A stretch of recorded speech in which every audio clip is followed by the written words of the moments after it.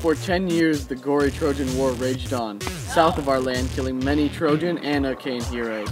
These heroes were honored and mourned for their actions in war, but hardly do you hear from us, the brave Ciconian men, who fought alongside the Trojans to defend their beloved city of Troy. Many of our own great heroes had fallen in the war, yet we have not received the honor and glory that participants of the war were to be given. When the Great War was fought, I merely was 2 years old, living on a farm on the outskirts of the Ciconian stronghold of Ismaris. My family was killed at sea because of the ill fate of the gods, so that the war did not directly impact me. We would hear stories of men who came back from Troy, though.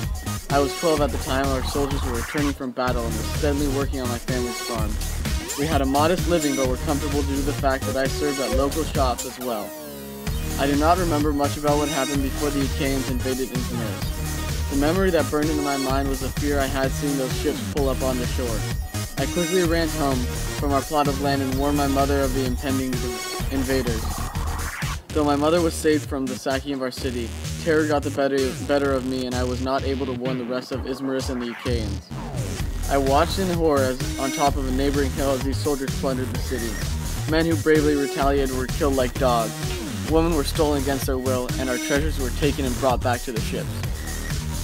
My piquing young curiosity urged me to explore the city, and what I saw traumatized me. Blood was splattered across the walls of merchant shops. Innocent unarmed farmers' dead bodies lay piled in the streets, and noblemen's homes lay dilapidated and destroyed. As I continued into the town, I ran into surviving townsmen shouting at me for help and call their armies inland. Fortunately, the shock of how the city was ransacked was too much for me, and I ran away in fear. And an hour later, I regained my composure. Part of me was still in fear from these invaders, and another part was still interested in who these men were. I once entered the town into a nearby forest area, where after a few minutes I strolled near the coast, where I peered from cautiously through some shrubbery and saw the fens who invaded Ismaris. Among them were young, war-tested sailors enjoying their spoils from the attack of our town, feasting on our cattle, getting drunk on our wine, and sharing our treasures. Who stuck out to me, though, was their leader. He was a tall, handsome man who had more physique than all the other sailors. I kept overhearing him yell at his crew to disembark and leave Cicony before the others would get attacked. Though he too enjoyed our stolen treasures, he seemed more level-headed and wiser than the other men, and though he was around the same age.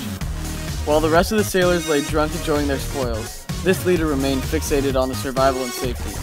I stayed in a shrub all night and waited to see if these foreigners would leave our beloved land in the early morning of the next day. I was awoken by the rumbling of hooves. The Achaean men panicked and assembled the men hastily and formed their rings.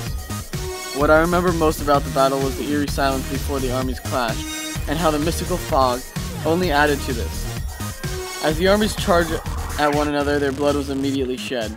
Men stabbed and slashed at each other on the front lines, while others behind urged and pushed forward.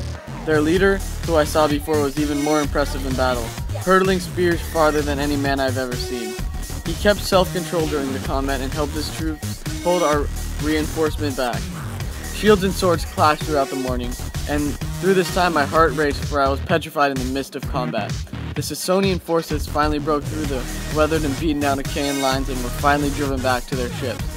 After many long hours constant fighting, our soldiers began to beat down the invader, and their commander called for a swift retreat. They boarded their ships and speedily left our land, and our Ciconian battalion left for home inland. I sat there horrified at the sight I saw in front of me. The beach turned crimson from battle. Dismembered bodies lay astray all over the beach, and armor was embedded in the sand as the tides moved in and out. There I sat for what must have been an hour, realizing that I had witnessed the true horrid form of war.